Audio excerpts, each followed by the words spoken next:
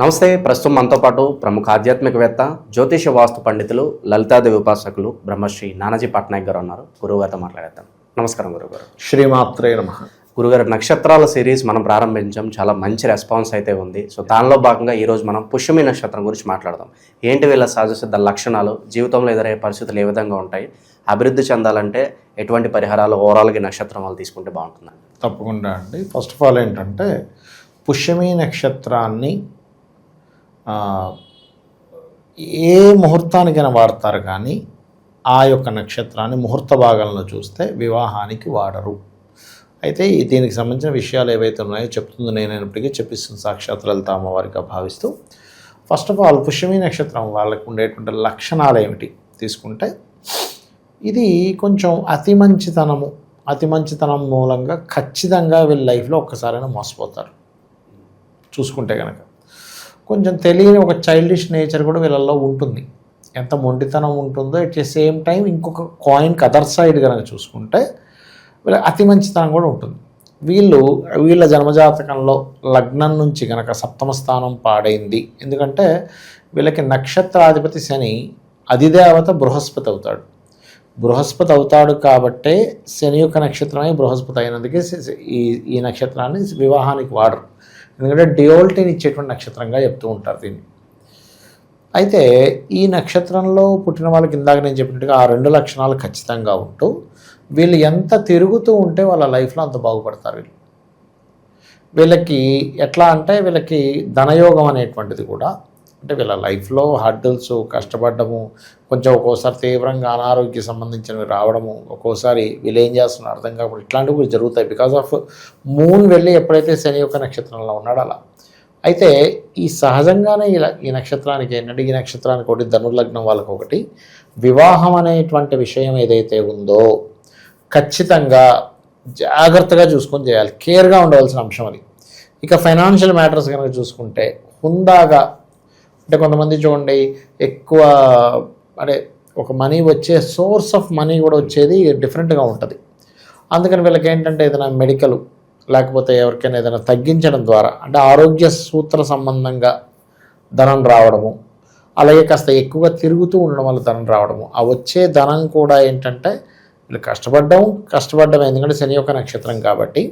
కాకపోతే వీళ్ళకి ఏంటంటే ఈ శని నక్షత్రం వల్ల రెండు విషయాలు, ఒకటి అతి మంచితనము, దయాహృదయం ఎంత ఉంటుందో ఎట్ ది సేమ్ టైం వీళ్ళ లైఫ్లో చాలా విషయాలు లేట్ అవుతూ ఉంటాయి. అయితే వీళ్ళకి ఇన్కమ్ కారకుడు సహజంగా పుష్యమి నక్షత్రం కర్కాటక రాశిలో ఉంటుంది.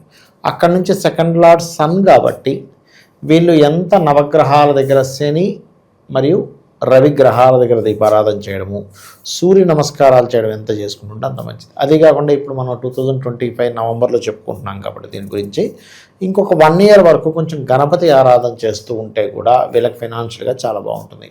వీళ్ళు గవర్నమెంట్ రిలేటెడ్ వర్క్స్ ఏదైనా చేయడం వల్ల బాగుంటుంది. అండ్ అలాగైతే ఇక్కడ ఏంటంటే ఎప్పుడైనా సరే ఏదైనా ఒక వర్క్, మనం ఇప్పుడు ఎగ్జాంపుల్ మనం చెప్పాము 2వ అధిపతి రవి కాబట్టి అని. అయితే ఇక్కడ నేను చెప్పేది ఏంటంటే మీరు government works, government jobs, government undertaking ఇవి చేయడానికి బాగుంటుంది అన్నప్పుడు మీ పర్సనల్ చార్ట్లో సన్ ఎంత స్ట్రాంగ్గా ఉన్నాడు అనే దాన్ని మనం దృష్టిలో పెట్టుకొని దాన్ని అడుగు వేయాలి. ఇప్పుడు అదే గవర్నమెంట్లో ప్యూన్ వర్క్ చేసే వ్యక్తి ఉంటాడు, హయ్యర్ అథారిటీస్లో ఐపీఎస్, ఐఏఎస్ వ్యక్తులు కూడా ఉంటారు. అది దేనివల్ల అలా ఉంటుంది అంటే ఇట్స్ వెరీ క్లియర్లీ సన్ యొక్క స్ట్రెంగ్త్.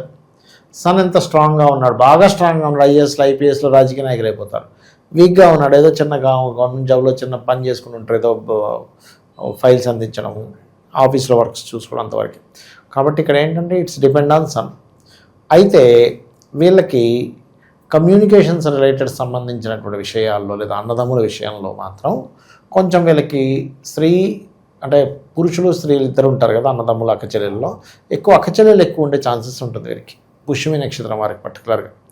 కాకపోతే ఏమవుతుందంటే వీళ్ళు అతి జాగ్రత్తగా చూసుకోవాల్సిన అంశం ఏంటంటే అతి మంచితనం మూలంగా వీళ్ళు చూడండి అగ్రిమెంట్స్ చేసేటప్పుడు సర్లే మన వాళ్ళే కదని పేపర్లు చదవకుండా చేస్తే అక్కడ వీళ్ళు ఇరుక్కుపోతారు పుష్యమి నక్షత్రం వాళ్ళు. అందులో ఇంక డౌట్ లేదు. వీళ్ళకి ఎక్కువగా వచ్చేటువంటి రోగాలు కూడా ఏంటంటే కఫానికి సంబంధించినవి, వాతానికి సంబంధించినవి, నర్వ్స్కి సంబంధించినవి, నరాలకు సంబంధించినవి, కఫము, వాతము ఇలాంటివి ఎక్కువగా ఉంటాయి. అందులో వీళ్ళకి మాత్రమే కాకుండా వీళ్ళ యొక్క తల్లిగారికి కూడా కొంచెం ఈ ఆర్థరైటిస్ అంటారు చూసారా, ఇటువంటివి అటాక్ అయ్యే ఛాన్సెస్ ఎక్కువగా ఉంటాయి వీళ్ళ మదర్కి, ఇతనికంటే కూడా. అయితే ఈ ఈ పుష్యమి నక్షత్రంలో పుట్టినా లేకపోతే కర్కాటక లగ్నము కర్కాటక రాశిలో పుట్టినా కూడా వీళ్ళకి పూర్వజన్మ కర్మ అనేటువంటిది ఒకటి ఉంటుందండి, ప్రతి జాతకానికి ఉంటుంది. అందులో పర్టికులర్గా ఇప్పుడు పుష్యమి నక్షత్రం కర్కాటక రాశి కదా, కర్కాటక లగ్నంలో కనుక అయితే కనుక వీళ్ళ జననం, ఇప్పుడు రాశి నక్షత్రం ఒకటే అవుతుంది కొంతమందికి, అప్పుడు వీళ్ళు జాగ్రత్త చూసుకోవాల్సింది. అంటే వీళ్ళ లైఫ్ బాగుందా అనేది ఎలా డిసైడ్ చేయాలంటే, కర్కాటక లగ్నంలో పుట్టారనుకోండి ఉదాహరణకి, ఇదే పుష్యమి నక్షత్రం లగ్న నక్షత్రం అయింది, వీళ్ళు కనుక ఎర్లీగా వాహనం చేతికి వచ్చింది, ఎర్లీగా గృహం చేతికి వచ్చింది అంటే ఇంక వీళ్ళు తిరిగి చూసుకోవాల్సిన అవసరం లేదు, అమ్మయ్య బాగానే ఉంటుంది. లేదు అంటే అక్కడ అర్థం ఏంటంటే అది అష్టమాధిపతి యొక్క నక్షత్రం కాబట్టి కర్కాటక రాశి నుంచి అది వీళ్ళకి ఎక్కడో లేట్ అంటే పూర్వజన్మల్లో ఉండేటువంటి కర్మ ఎక్కడో వీళ్ళకి వెంటాడుతుంది. అయితే ఎప్పుడు కూడా ఇది కోల్డ్ రిలేటెడ్ ప్లానెట్ సాటర్న్, అంటే మనకి జలుబు చేయడం కానివ్వండి, లేకపోతే కొంచెం స్లో డౌన్ అవ్వడం, వీటన్నిటికి కారకుడు. అందుకని వీళ్ళు ఏం చేయాలి, ఇప్పుడు చూడండి మనం బాగా చల్లగా ఉంది, మనం ఏం చేస్తాం, ఒక వెచ్చటి మంట దగ్గరికి వెళ్ళి కూర్చుంటాం, బాగా చలికాలం, అందుకని వెళ్ళిపోయి మళ్ళీ ఫ్రిడ్జ్లో కూర్చోంగా, అంటే ఎనర్జీ డిఫరెంట్ ఎనర్జీ మనకి ఇక్కడ కావాలి.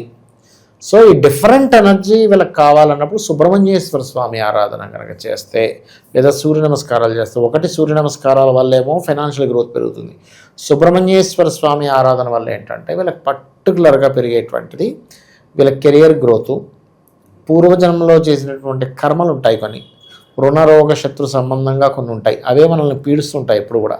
అందుకే చూడండి, ఏ జీవుడైనా కూడా బాధపడే దేని గురించి బాధపడతారు అంటే, రుణం ఉంది బాధ, గొడవలండి, శత్రుత్వాలండి బాధ, లేకపోతే రోగం, ఈ మూడిటి నుంచి చాలా ఎక్కువ బాధపడతాడు. వేరే అన్ని విషయాలు మీరు గమనించండి కావాలంటే. వీటిని తగ్గించేటువంటి లక్షణము ఈ కర్కాటక రాశిలో ఏ నక్షత్రంలో పుట్టినా, అందులో పర్టికులర్గా ఏ లగ్నం కర్కాటక లగ్నంలో పుట్టినా ఈ సుబ్రహ్మణ్యేశ్వర స్వామికి ఉంటుంది. అంటే వీళ్ళ లైఫ్ లాంగ్ సుబ్రహ్మణ్యేశ్వర స్వామి కనుక చేసుకుంటూ ఉంటే, ఒకటి రుణరోగ శత్రు బాధల నుంచి బయటపడము, రెండవది మంచి ఫ్రెండ్స్ తోడవడము, మూడవది మీ యొక్క తెలివితేటలు మరింత బాగా, అంటే మీ యొక్క టాలెంట్స్ బాగా పెరగడం వల్ల కెరీర్ పరంగా బాగుంటుంది. అది మెయిన్గా చూసుకోవాలి. అయితే వీళ్ళకి ఏంటంటే ఒకటి శని నక్షత్రం అవడం వల్ల కమ్యూనికేట్ చేసేటప్పుడు ఒక్కొక్కసారి లేట్గా డిలేగా చేస్తూ ఉంటారు కొన్ని విషయాలేమో ఇవి ఏదైతే ఫాస్ట్గా చేయకూడదో అది ఫాస్ట్గా చేయడం వల్ల మోసపోతుంటారు, అంటే నమ్మేసి. కొన్ని ఏమో తొందరగా చేయవలసినటువంటి కొన్ని డిలే చేయడం వల్ల ఇబ్బంది పడుతూ ఉంటారు. ఇది మెయిన్గా చూసుకుంటుండాలి. అయితే ఇక్కడ ఏంటంటే వీళ్ళకి పర్టికులర్గా ఈ 7 and 8th లార్డ్షిప్ శని అవుతాడు కాబట్టి జీవిత భాగస్వామి ఎలా అంటే పుష్యమి నక్షత్రంలో ఎవరైనా పుట్టారనుకోండి, ఒకటి వీళ్ళు ఖచ్చితంగా వీళ్ళ జన్మజాతకంలో సెకండ్ మ్యారేజ్ యోగం ఏమైనా ఉందా లేదా అనేటువంటి దాన్ని స్పష్టంగా చూసుకోవాలి.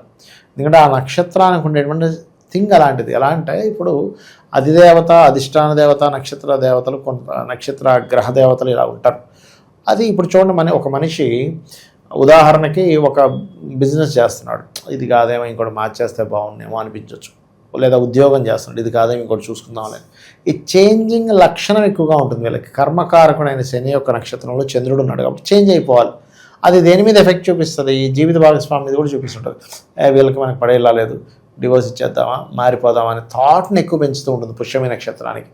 కాబట్టి వీళ్ళు ఖచ్చితంగా వీళ్ళ 7th లార్డ్ ఎలా ఉన్నాడు, 12th లార్డ్ ఎలా ఉన్నాడో చూసుకొని వివాహం చేసుకుంటూ, అలాగే అవతల అపోజిషన్ పార్టీ వాళ్ళ, ఎందుకంటే ఇప్పుడు ఉదాహరణకి వీళ్ళకి 2 వివాహాల యోగం బాగా బలంగా తయారైంది. లగ్నం నుంచి సప్తమంలో వెళ్ళి డివోల్ సైన్లో పడ్డాడు, అండ్ డివోర్స్ కారక స్థానంలోకి వెళ్ళి 7th లార్డ్ ఉన్నాడు, 12th హౌస్ పాడైంది అనమాట. అప్పుడు పురుషులైతే కనుక అర్క వివాహము అంటారు, అది చేయించుకోవాలి.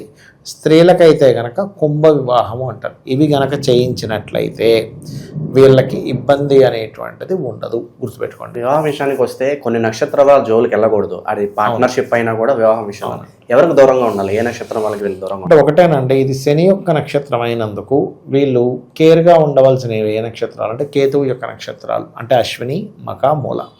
అదేవిధంగా కుజుడు యొక్క నక్షత్రాలు, ఎందుకంటే శనికి కేతువుకి పడదు, శనికి కుజుడికి పడదు, మృగశిర, చిత్త, ధనిష్ట.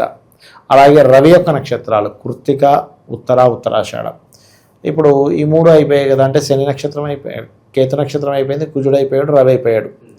అండ్ అలాగే నాలుగవది మనం కనుక తీసుకుంటే ఏదైనా నీచబడి ఉంది అవతల వాళ్ళ జాతకంలో, వీళ్ళ జాతకంలో ఏదైనా నీచబడి ఉన్న గ్రహం ఉంది, ఆ గ్రహ నక్షత్రం వాళ్ళని కూడా చేసుకోకపోవడం మంచిది. ఎందుకంటే ఒక వివాహం అనేటువంటిది మనుషులు కలవడం, ఫ్యామిలీలు కలవడం ఎంత ముఖ్యమో వాళ్ళ మనసులు కలవడం అంత ముఖ్యం.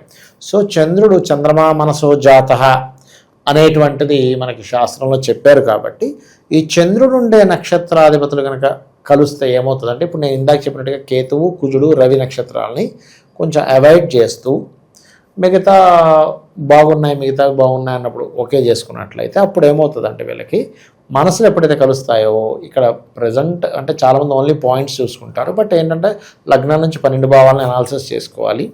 అయితే నేను అనేది ఏంటంటే ఇది కలిసినప్పుడు చిన్న చిన్న విషయాలను వదిలేస్తారు, పెద్దగా పట్టించుకోరు. జనరల్లో వచ్చినాయి కదా అంతా కాంబినేషన్ బాగుంది అనుకుంటూ అంటే అలా కాదు. ఇక్కడ ఏంటంటే ఎవరికి ఉండవు ఇలాంటి అలవాట్లు. ఇవాళ రేపు అందరూ ఇంత నిజాయితీగా ఎక్కడున్నారులే, కొంతవరకు బాగానే ఉన్నారు కదా అంటే అక్కడ అవతల వ్యక్తిని యాక్సెప్ట్ చేస్తుంది మూన్ స్టార్స్ బాగున్నప్పుడు. అదే మూన్ స్టార్స్ కనుక వ్యతిరేకమైందంటే, ఈ పుష్యమి నక్షత్రం వల్ల కుజ నక్షత్రాలు, కేతు నక్షత్రాలు, రవి నక్షత్రాల వలన పెళ్లి చేసుకున్నారు ఉదాహరణకి, అప్పుడు ఏమవుతుందంటే వాళ్ళు చేసే చిన్న పని కూడా పెద్దగా భూతద్దం పెట్టి చూడడం, ఏంటి ఇలా చేస్తాడు, ఇలా మాట్లాడతాడా అనడం, దాన్ని రప్చర్ అయి పెద్ద కావడం జరుగుతూ ఉంటాయి బికాజ్ ఆఫ్ మూన్ స్టార్స్ వల్ల. కాబట్టి వీళ్ళు పొరపాటును కూడా అశ్విని, మఖామూల, ధనిష్ట, చిత్త, అదేవిధంగా మృగశిర మరియు ఉత్తరాషాఢ, కృత్తికా నక్షత్రాల వాళ్ళ జోలికి వెళ్ళకపోవడమే మంచిది. గుర్తుపెట్టుకోండి, ఇది పార్ట్నర్షిప్స్కి అయినా పనికి వస్తుంది, లేకపోతే వివాహ సంబంధించిన వాటికైనా పనికి వస్తుంది. ఇది ప్రధానంగా గుర్తుపెట్టుకోవాలి. ఇక వీళ్ళకి కెరియర్లో చాలా స్ట్రాంగ్గా ఉంటారు, క్రియేటివ్గా చేయాలనే ఆలోచనలు ఎక్కువగా ఉంటాయి. కాకపోతే ఇది శని యొక్క నక్షత్రం అవడం వల్ల ప్రతి దాంట్లో స్లో. అంటే నేను ఇందాక చెప్పాను, ఒకటి కమ్యూనికేషన్ చేసేటప్పుడు కూడా అసలు త్వరగా చేయాల్సిన లేట్ చేయడం, లేట్గా చేయాల్సిన త్వరగా చేయడం, ఈ సంతకం పెట్టేటప్పుడు కూడా కొన్ని వీళ్ళు చూసుకోకుండా సంతకం పెట్టడం వల్ల మోసపోవాలి, ఇట్లాంటివి ఉన్నాయి. కాబట్టి ఈ జాగ్రత్తలు తీసుకుంటూ ఉండాలి. అలాగే వీళ్ళకి ఏంటంటే మెయిన్గా ప్రయాణాల వల్ల కొంత ఇబ్బంది వస్తుంటుంది. శని చంద్ర కాంబినేషన్ కదా, ప్రయాణాల్లో కాస్త జాగ్రత్తగా చూసుకోవాలి. ఇక వీళ్ళ జీవిత భాగస్వామి ఎట్లా ఉంటారు ఏమిటి అని చెప్పి తీసుకుంటే, ఎప్పుడైనా సరే ఈ కర్కాటక రాశి కానీ, సింహరాశి కానీ, కుంభరాశి కానీ, లేకపోతే మకర రాశి వాళ్ళకి ఖచ్చితంగా వీళ్ళు వాళ్ళకి సేవ చేయడం, లేకపోతే వాళ్ళు వీళ్ళకి సేవ చేయడం. అంటే ఒకరు కంప్లీట్గా సేవ చేసే పని మీద ఉంటారు, ఇంకోళ్ళు అనుభవించే పని మీద ఉంటారు. ఈ 4 రాసులకు ఉండేటువంటి ప్రత్యేకత అనమాట అది. అట్లా అది వీళ్ళకి ఏ దశలో కలిసి వస్తుంది అంటారు? జీవితంలో ఒక దశ ఉంటుంది, బాగా రేజింగ్ పాయింట్ అంటారు, ఎగ్జాక్ట్. అలాగే ఒక దశలో బాగా డౌన్ ఫాల్ చూస్తారు, కొద్ది కష్టాలు అంటారు. ఆ 2 దశలు ఏంటంటారు? ఒకటేనండి, ఇక్కడ ఎప్పుడైనా పుష్యమి నక్షత్రంలో పుట్టామంటే ఫస్ట్ వీళ్ళు పుట్టినటువంటి దశ శని దశలో పుడతారు. 1వ పాదంలో పుడితే అది ఎంత గడిచిందో దాన్ని బట్టి ఇంకో 15 ఏళ్ళు 14 ఏళ్ళు బ్యాలెన్స్ ఉంటుంది. 2వ పాదం అయితే ఒక 10 ఏళ్ళు, 3వ పాదం అయితే ఒక 5 ఏళ్ళు, 4వ పాదం అయితే 5 ఏళ్ళ లోపల ఎంత పుట్టాడో అంత ఉంటుంది. అయితే ఇక్కడ మ్యాటర్ ఏంటంటే నక్షత్రాన్ని బట్టి ఈ దశ బాగుంటుందని డిసైడ్ చేయడానికి లేదు. మీ దశానాథుడు ఎలా ఉన్నాడు, దశానాథుడు శుభకత్తిరిలో ఉన్నాడా, పాపకత్తిరిలో ఉన్నాడా, అతనికి ఎటువంటి పోర్ట్ఫోలియోస్ వచ్చాయి. ఇప్పుడు అందరికీ శని మహాదశ బాగోకూడదని లేదు. ఉచ్చస్థానంలో ఉన్నాడు, ఇంకో శుభగ్రహంతో శుక్రుడితో కలిశాడు, లక్ష్మీయోగం అది. అసలు ఎంత పెద్ద లక్ష్మీయోగం అంటే శనితో కనుక శుక్రుడు కలిస్తే మనం వాళ్ళని అసలు ఆపలేం. ఇప్పుడు ఇదే శని, ఇప్పుడు మనం మాట్లాడుకుంటున్నాం కదా పుష్యమి నక్షత్రం, ఈ పుష్యమి నక్షత్ర జాతకుడు కనుక అతని నక్షత్రం శని వెళ్ళి శుక్రుడితో కలిసిన జాతకుడు అయితే అమోఘంగా ఉంటుంది, స్లో డౌన్ అవ్వవు, ఫాస్ట్గా ఉంటుంది. అదే ఇదే శని కనుక చంద్రుడితో కలిసి ఉంటారు, దగ్గర ఉంటారు, తిరుగుతూ ఉంటారు.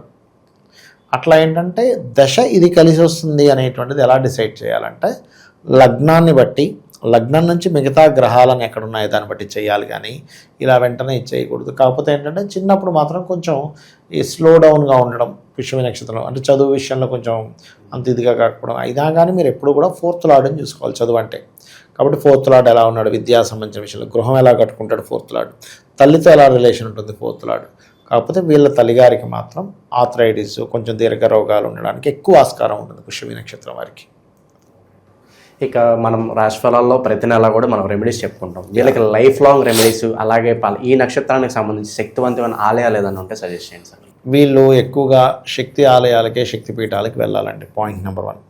హోమాలకి ఎక్కువగా అటెండ్ అవుతూ ఉండాలి, అప్పుడు వీళ్ళ యొక్క శని యొక్క ప్రభావం తగ్గుతూ ఉంటుంది.